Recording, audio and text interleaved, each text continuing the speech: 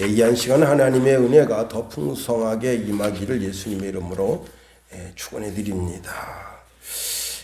오늘 본문에 있는 말씀을 통해서 내 마음에 그리스도가 사십니다. 그런 제목 가지고 말씀을 살펴보겠습니다. 최근에 이제 우크라이나와 러시아가 전쟁이 확대되는 듯한 그러한 양상을 보여주고 있는데요. 우크라이나라고 하는 나라가 워낙 약하니까 전 세계 많은 국가들이 우크라이나를 돕겠다고 많은 무기를 보내주고 있는데, 이런 나라가 우리를 도왔습니다라고 쭉 명단을 발표하는데 그때 일본의 명단이 빠진 적이 있습니다. 그래서 일본 국민들이 발끈했죠. 이틀 있다가 이제 우크라이나에서 우리를 도와준 나라 중에 일본도 있다라고 발표했습니다만은 왜 우크라이나에서 그 일본을 발표하는 걸 꺼려했는가, 그 이유를 알아보니까 일본 장애인 센터 40명이 우크라이나 국가 색깔인 파란색과 노란색 종이약 4,200마리를 만들어서 보냈다고 합니다. 많은 사람들이 종이약을 보내는 것이 이게 정말로 우크라이나를 위로하는 것인지 깊이 생각하자 했지만 그걸 강행했고요. 한 배우는 우크라이나에 종이약을 보내는 것은 정신 나간 짓이다, 그렇게 강력하게 경고했지만 결국은 종이약을 보냈다고 합니다. 여러분, 내 형제가, 내 부모가, 내 아들, 딸이 러시아 피탄에 죽어가는 것을 지켜보는 그 부모 마음에 종이약이 그까짓 것이 무엇이 되겠습니까? 총알을 보내든지 대포를 보내든지 기관총을 보내든지 아니면 대전차 유도탄을 보내든지 아니면 드론을 보내든지 실용적인 것을 보내야 되죠. 또 그렇게 포탄이든지 아니면 유도탄이든지 총알이든지 해서 운명을 달리한 사람들을 생각하면 참 가슴 아픈 일입니다. 전쟁을 통해서 자신의 혈육을 잃는 것처럼 가슴 아픈 일이 어디 있겠습니까? 그러니까 우리는 늘 많은 준비를 해야 하지만 반드시 이 준비를 해야 돼요. 무슨 준비? 죽음의 준비를 해야 되는 겁니다. 지금 당장 죽더라도 천국에 갈 수 있는 준비가 되어야 하는 겁니다. 여러분, 자동차 타고 가다가 그냥 부딪혀서 운명을 달리하고, 비행기를 타고 가다 비행기가 여러분 수직으로 그냥 곤두박질 처지리라고 누가 생각했겠습니까? 그렇게 해서 운명을 달리하고, 날씨가 화창한 날 바다에 배를 띄웠는데 저녁에 강풍이 불어서 배가 뒤집어져서 그 배에 탄 전원이 물로 그냥 수장되는 듯한 그런 고통을 겪게 되는 그런 상황 속에서도 우리가 늘 마음의 준비, 반드시 내가 지금 죽어도 천국에 갈 수 있다라고 하는 준비가 되어 있어야 되는 겁니다. 여러분, 우리 주변에는요 늘 준비하는 사람들이 많습니다. 소방대원들, 비상벨이 울리면 화재가 났든지 또 인명 구조를 하는 일이든지 각종 사고에 대비해서 만반의 준비를 합니다. 또 경찰들도 마찬가지죠. 즉각적으로 112에 신고 들어오면 출동한 준비를 하고 있습니다. 군인들도요 5분 대기조라고 해가지고 어떤 상황이 벌어지면 그 상황에 즉각 대처할 수 있는 준비를 하고 있습니다. 신앙인들도 마찬가지입니다. 신앙인들도 많은 준비를 해야 되지만 그 중에 가장 기본적인 준비는 내가 지금 마지막 호흡이 떨어지고 심장이 멈출지라도 반드시 천국 갈 준비를 하고 있어야 하는 겁니다. 로마서 13장 11절 14절에 보면요, 또한 너희가 이 시기를 알거니와 자다가 깰 때가 벌써 되었으니 이는 이제 우리의 구원이 처음 믿을 때보다 가까웠습니다. 밤이 깊고 낮이 가까웠으니 그러므로 우리가 어둠의 일을 벗고 빛의 갑옷을 입자. 낮에와 같이 단정히 행하고 방탕과 술 취하지 말며 음란과 호색하지 말며 쟁투와 시기하지 말고 오직 주 예수 그리스도로 옷 입고 정욕을 위하여 육신의 일을 도모하지 말라. 여러분, 우리는 늘 그날을 준비하는 그런 그리스도인들이 다 되어야 하는 겁니다. 그런데 그날을 준비하는 그리스도인들에게 있어서 가장 먼저 선행되어야 할 일이 있는데, 그것이 뭐냐면 예배하는 일에 전심전력을 다해야 됩니다. 히브리서 10장 25절에 보면 모이기를 패하는 어떤 사람들의 습관과 같이 하지 말고 오직 권하여 그날이 가까움을 볼수록 더욱 그리하자 말씀하십니다. 히브리서 10장 37절에 보면 잠깐 후면 오실 이가 오시리니 지체하지 아니하시리라 말씀합니다. 그리고 또 중요한 것이 있는데, 오늘 예수 그리스도께서 거룩한 영으로 내 속에 오셔서 내 마음과 생각을 바꿔 주신다는 사실입니다. 바른 마음, 바른 정신을 가지게 하신다는 거예요. 그런데 바른 마음, 바른 정신을 가지게 되면 인생이 바뀌게 되는 거예요. 빌립보서 4장 6절 7절 말씀해 보니까 아무것도 염려하지 말고 다만 모든 일에 기도와 간구로 너희 구할 것을 감사함으로 하나님께 아뢰라. 그리하면 모든 지각에 뛰어난 하나님의 평강이 그리스도 예수 안에서 너희 마음과 생각을 지키시리라 말씀하십니다. 하나님께서 거룩한 성령을 우리에게 보내주셔서 우리의 마음이 올곧게 하시고 생각하는 것이 올곧게 하십니다. 서로 사랑하면 눈에 콩깍지가 씌운다잖아요. 한 아가씨가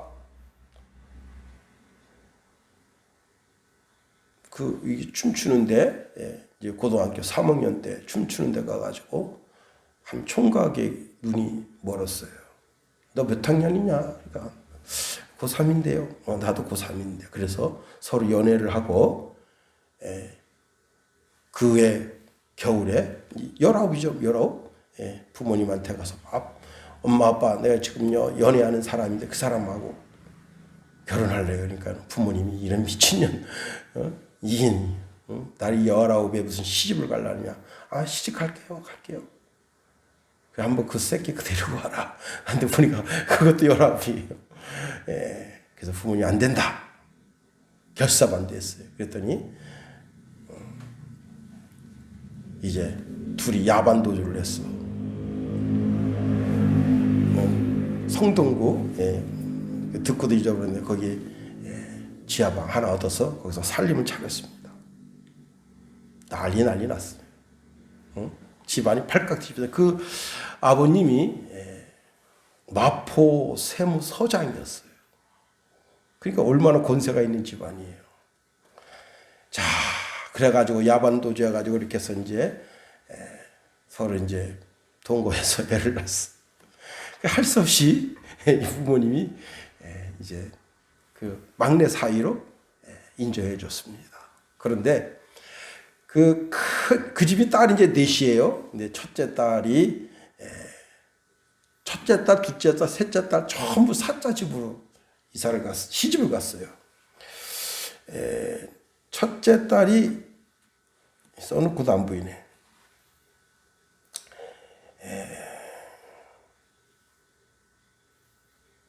하여튼 그 하나는 이제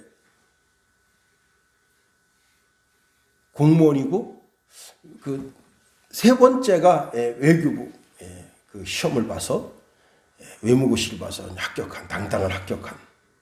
그리고 자기는 자기 남편이 공돌이에요. 한양 공고를 나왔어요. 그래 집에 갔는데 이제 추석날 다 모였어요. 다 모였는데 이 첫째, 둘째, 셋째는 서로 모여서 국가를 걱정합니다. 정치 이야기를 쭉 하는데 이 막내는 철도 안 들은 데다가 그 무슨 얘기하는지 알아들을 수가 없어요. 그러니까 이제 아버님이 불러서 이런저런 얘기하면서, 거봐라, 너 남편이 그 대학이라도 뭐 나와야 되는데 아무것도 안 나와서 얘기가 안 되지 않냐. 그래서 우리가 그래서 반대한 거다. 그래서 그때부터 화딱지가 나가지고 애가 이제 12살 정도 될 때까지 친정집에 안 갔습니다. 근데 어머니 아버지가 야, 제발 친정집 좀 마라. 그래가지고 이제 또 딸이 셋이에요. 딸을 셋이 낳아서 이분이, 근데 그 어간에 예수를 믿은 거예요. 예수를 믿고 그 남편은 이제 뭐 적극적인 신앙생활은 아니었지만 그래도 뭐 오니가니 그 교회 자기 딸이 뭐 성탄절 때 뭐 이런 거 한다 그러니까 방문해서 또 교회도 오고 성탄절 때도 오고 그런 신앙인이 됐어요. 그래서 이제 13년 만에 거기 딱 간 거예요. 갔는데 그 어머니가 다 이렇게 얘기하더라는 거예요. 뭐라고 얘기하느냐? 야, 이렇게 놓고 보니까 네가 제일 행복하게 산다. 네가 제일 행복하게 산다. 아니, 큰 언니는 그 진짜 사자, 큰 사자 남편 얻었잖아. 근데 거기서 지금 이혼이 아니면 지금 복잡하다. 둘째도 그렇고 셋째도 그렇고, 너가 제일 행복하게 산다. 어떻게 해서 너가 이렇게 행복하게 사니? 예. 그래서 그 집사님이 저한테, 목사님, 우리 어머니가 그 말을 하는데 눈물이 핑돌대요. 그래서 제가 그 얘기했습니다. 하나님이 집사님의 마음과 생각을 고쳐주신 겁니다. 그래서 올곧게 사니까 다른 사람들이 보기에도 가장 부러운 그런 가정이 된 거예요. 그렇습니다. 자기 멋대로 사는 인생 최고가 될 수 있을 것 같지만 아닙니다. 예수가 그 속에 와서 사는 사람, 그 사람은 그 마음도 고쳐주시고 생각하는 것도 올곧게 해주시니 사람이 과거에는 어떠했으려는지 모르지만 현재의 삶과 미래의 삶이 반듯하게 되는 거예요. 오늘 이러한 배경 속에서 세 가지를 한번 살펴보려고 합니다. 첫 번째는요, 많은 사람들 가운데 내 인생 내가 산다 하는 분들이 있습니다.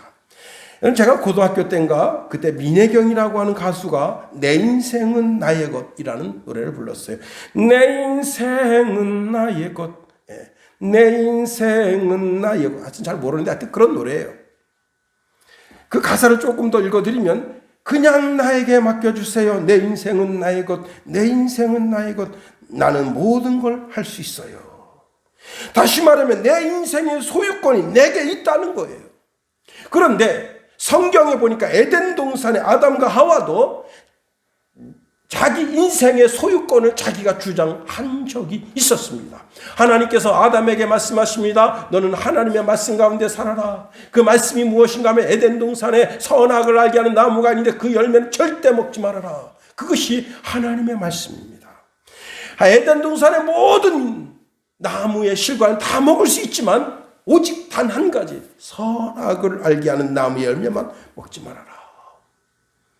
하와가 이제 에덴 동산에서 거닐고 있는데 뱀이 아주 간교한 동물입니다. 와서 하와에게 묻습니다. 뭐라고 묻느냐?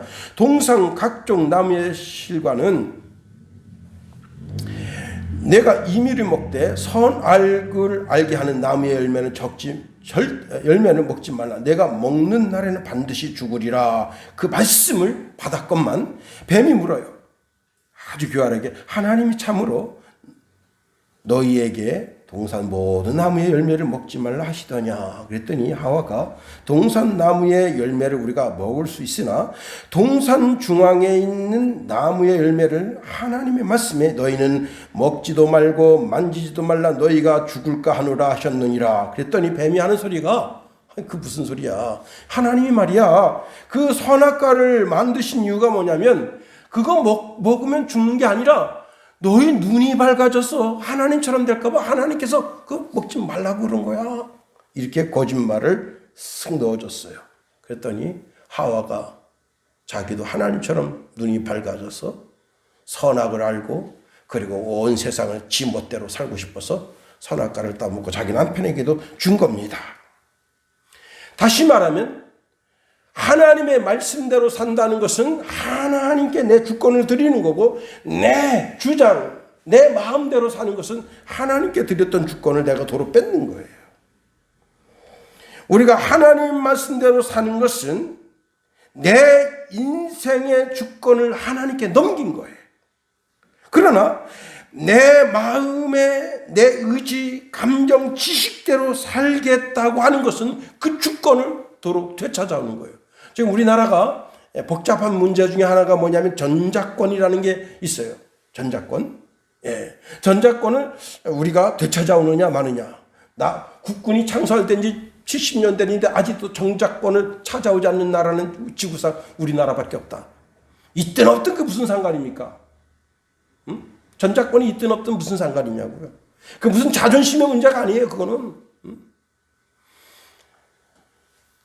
필리핀이 전작권 우리가 가져오겠다고 필리핀 망했습니다. 필리핀이 거지나라 됐어요. 거지나라. 일본이 멋들어 그 많은 땅을 미국에다 할애하고 제발 우리 땅에서 가지 말라고 미국 발목 잡겠습니까? 응? 왜? 돈줄이 거기니까. 그런 거 아니에요? 예. 전작권 해가지고 뭘 하려고? 예? 뭘 하려고? 지금 제가 오늘 아침에 참 교회 갔다 와서 유튜브 방송을 보는데 와, 지금 대통령 직무실 생긴 그 용산 그 직무청사에 그 간첩에 포섭돼 가지고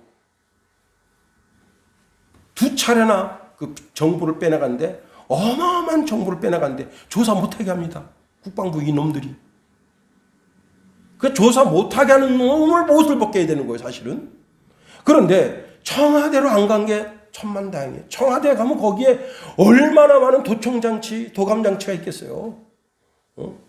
그냥 말하는 쪽쪽 북한에 다 넘어가는 거 아니에요. 여러분, 전작권 끝까지 안 찾으면 어때요? 우리가 미국 갔다가 평택기지에 다 놓고 돈 좀 많이 쓰고 가라.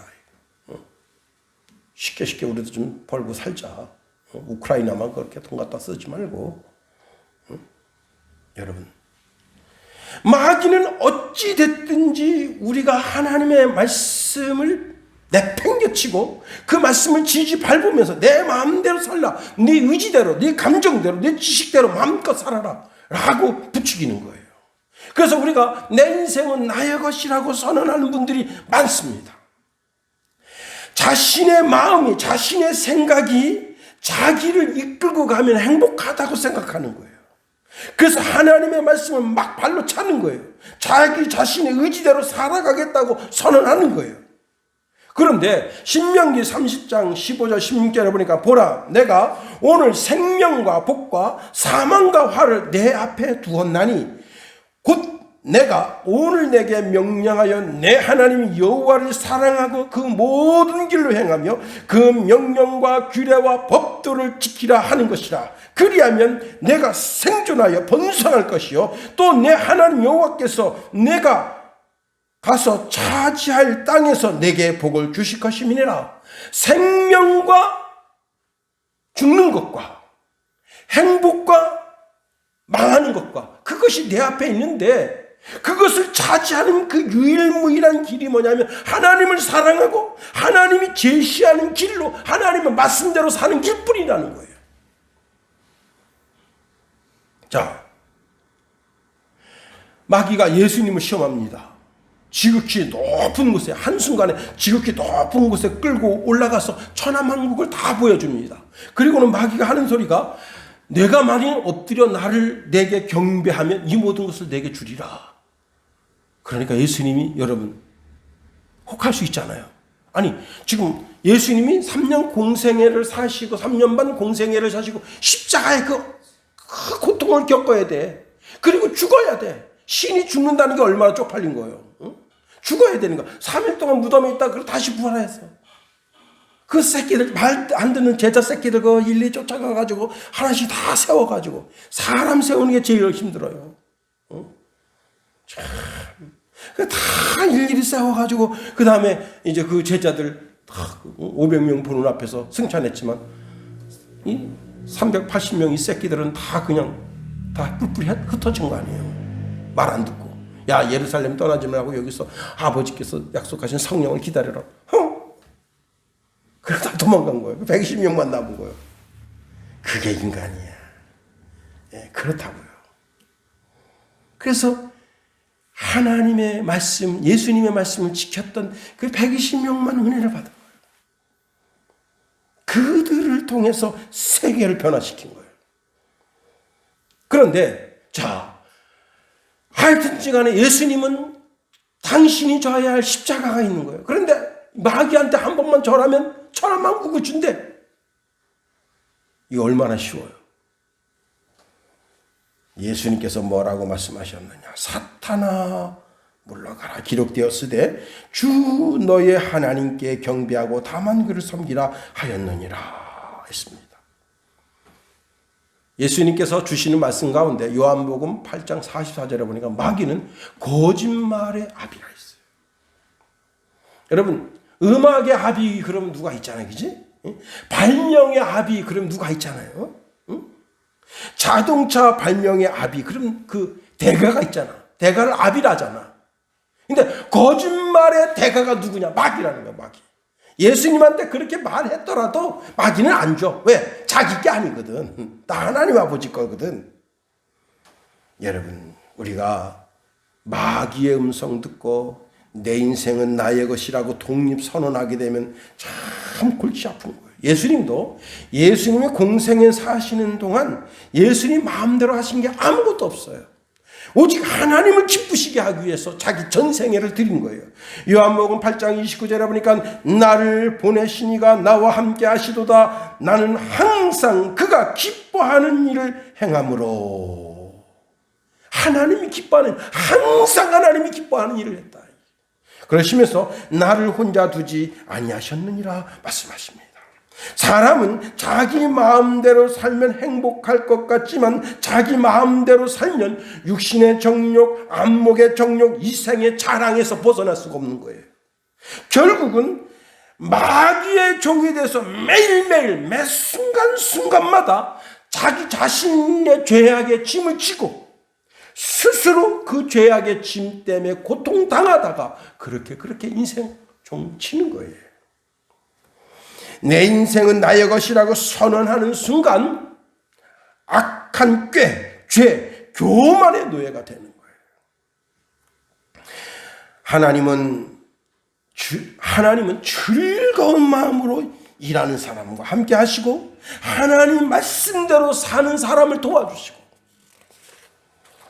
그리고 우리가 비록 죄 가운데 있고 그 죄 가운데 고통당하며 괴로워하지만 그 죄의 짐을 벗어주시고 의로운 일을 하도록 도와주시고 하나님의 말씀 가운데 거하도록 우리를 인도해 주시는 겁니다.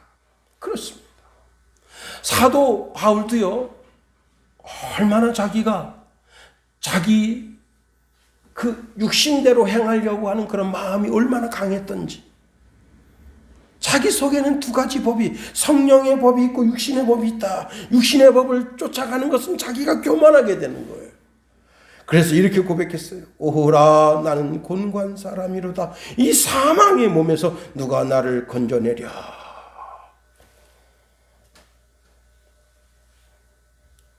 독립선언하는 사람. 신앙에는 독립이 없어요. 독립선언을 하고 살면서 내 인생은 나의 것이라고 주장하지만 그 사람을 가만히 들여다보면 그 사람은 마귀의 종이 되어 있는 겁니다. 두 번째 이런 사람이 있어요. 나는 하나님과 더불어 산다. 여러분 부부는 더불어 살아요. 서로 이해하고 동정하고 사랑하고 인내하며 살아갑니다. 금실 좋게 보이는 부부가 두 분이 같은 식탁에서 식사하고 같은 소파에서 담소를 나누고 TV를 보고 그리고 아이들의 미래를 걱정하고 집안의 일들을 서로 이야기하면서 처갓집 이야기도 하고 자기 본가의 이야기도 하고 그렇게 하다가는 텔레비 딱 끄는 순간 남편은 남편 방으로 가고 아내는 아내 방으로 간대요. 겉보기에는 금실이 좋아 보이지만 사실은 그게 아닙니다. 2021년 결혼한 가정이요. 와, 19만 쌍, 20만 쌍 정도가 결혼한 거야.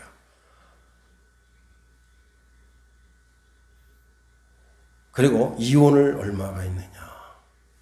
10만 가정이 이혼했어요. 야, 근데 거기 이렇게 돼 있어. 그래도 코로나 때문에 이혼율이 줄었다.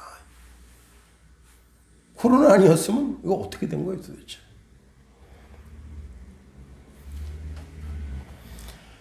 부부가 서로 의지하고 서로 위로하고 권면하고 사랑 가운데 사는 줄 알았는데 그게 아니더라.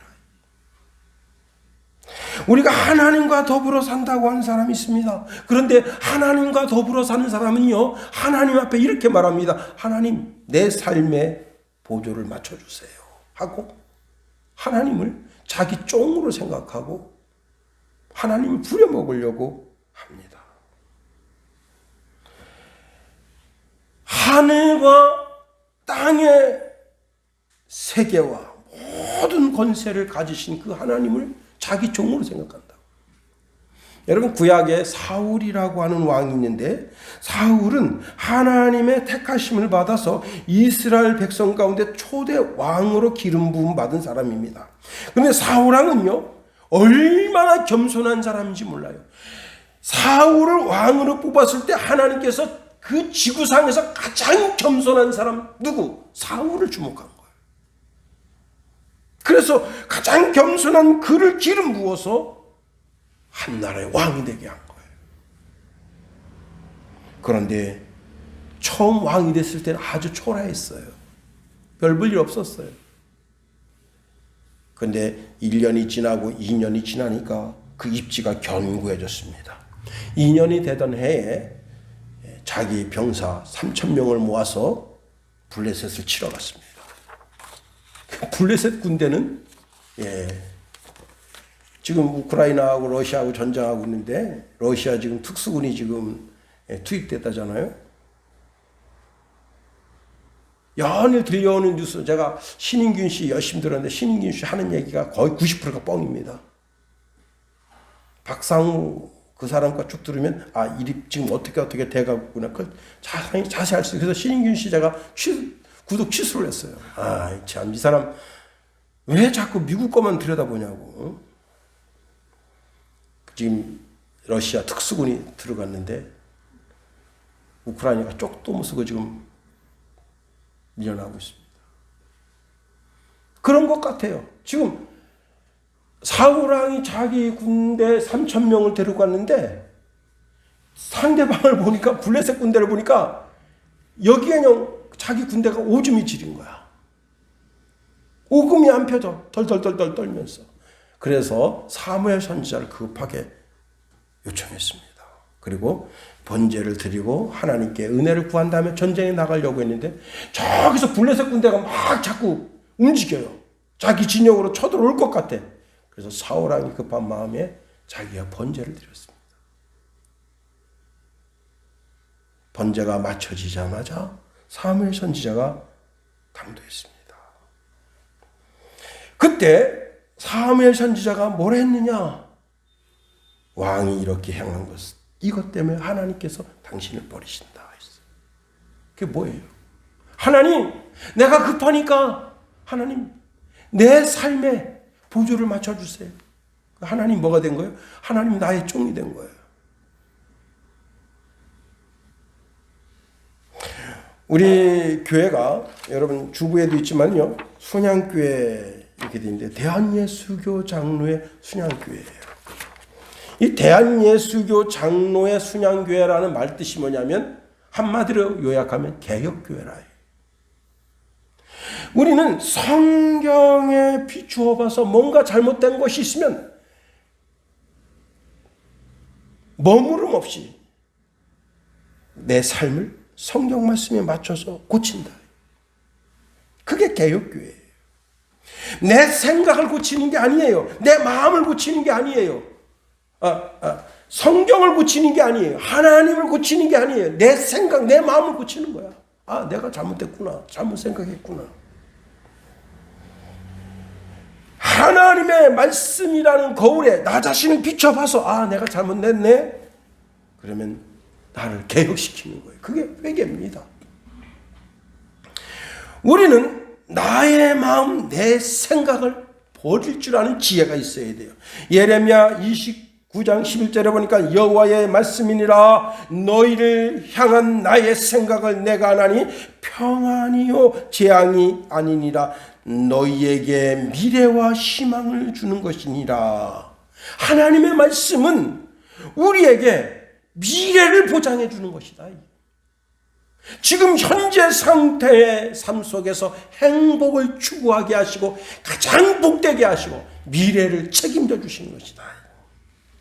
이사야서 55장 8절 11절 말씀해 보니까 이는 내 생각이 너희 생각과 다르며 내 길은 너희 길과 다름이라 여호와의 말씀이니라. 이는 하늘이 땅보다 높음 같이 내 길은 너희의 길보다 높으며 내 생각은 너희 생각보다 높음이니라. 이는 비와 눈이 하늘로부터 내려서 그리로 돌아가지 아니하고 땅을 적셔서 속주를 내게 하며 싹이 나게 하여 파종하는 자에게는 종자를 주며 먹는 자에게 양식을 줌과 같이 내 입에서 나가는 말도 이와 같이 헛되이 내게로 돌아오지 아니하고 나의 기뻐하는 뜻을 이루며 보낸 일에 형통함이니라. 구약의 아주 유명한 믿음의 사람 야곱. 그 야곱도 처음에는 자기가 어떻게 하면 하나님을 자기 편으로 끌어들일 수 있을까라고 하는 인본주의 신앙 속에서 출발한 사람입니다.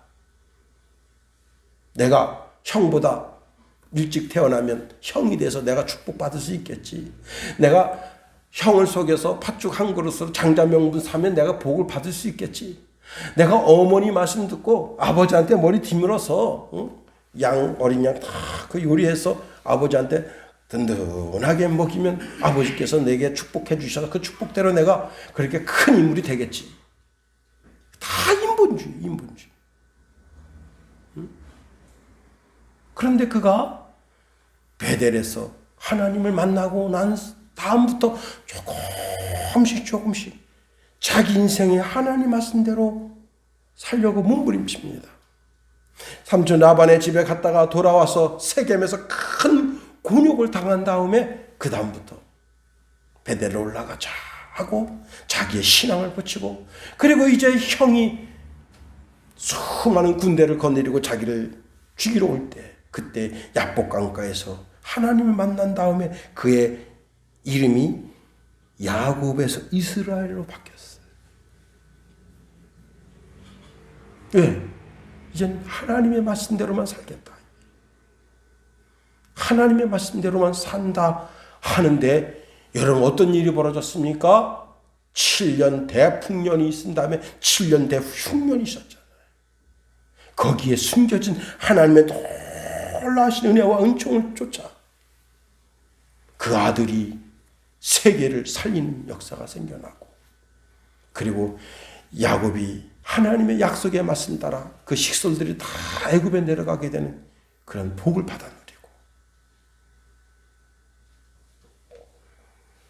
여러분 우리가 신앙생활 한다고 하면서 하나님 이렇게 하셔야죠, 저렇게 하셔야죠, 그런 신앙은 복받는 신앙이 아닌 겁니다.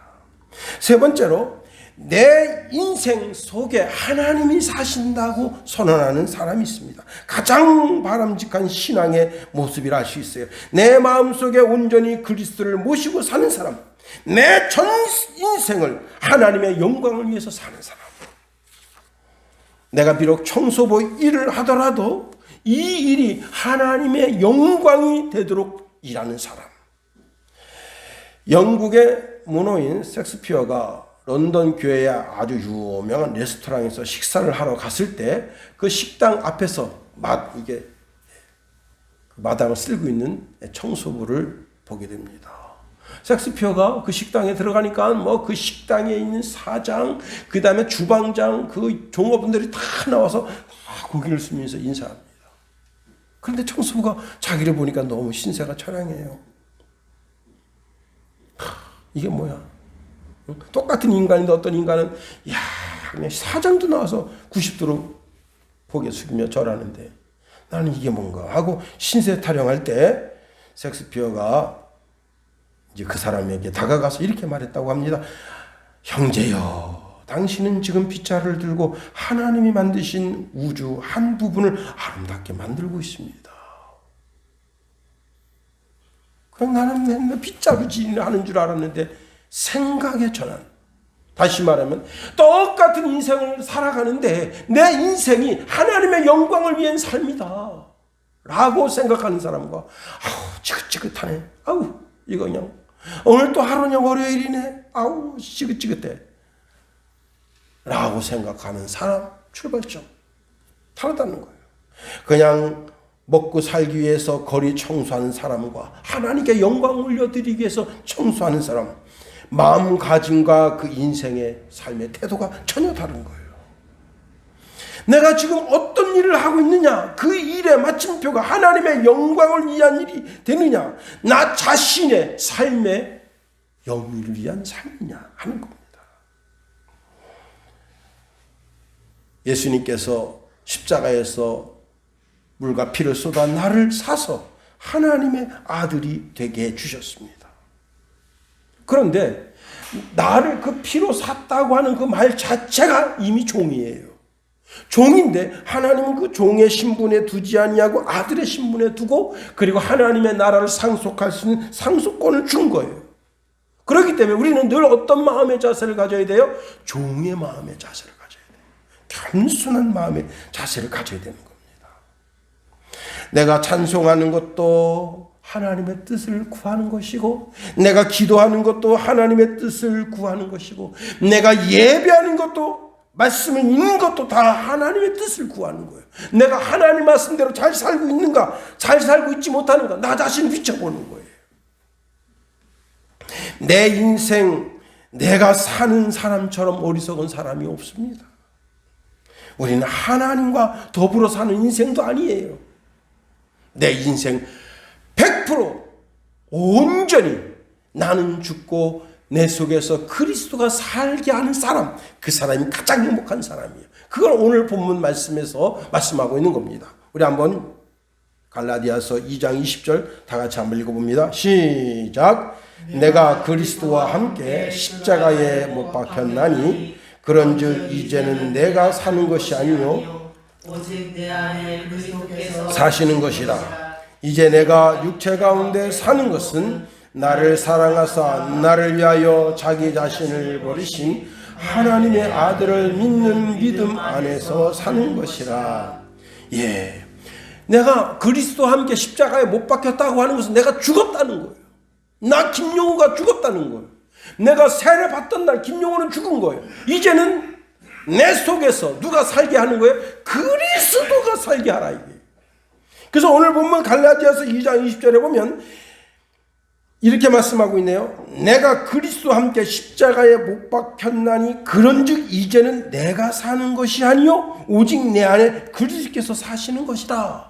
내 안에 그리스도가 주가 되게 하라는 거예요.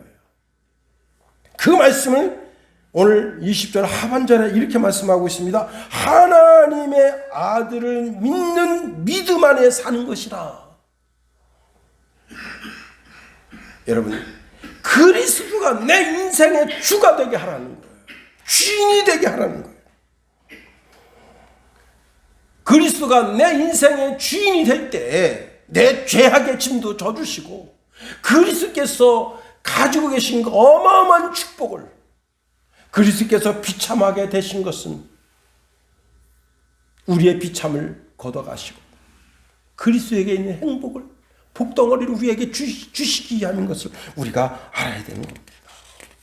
그렇습니다.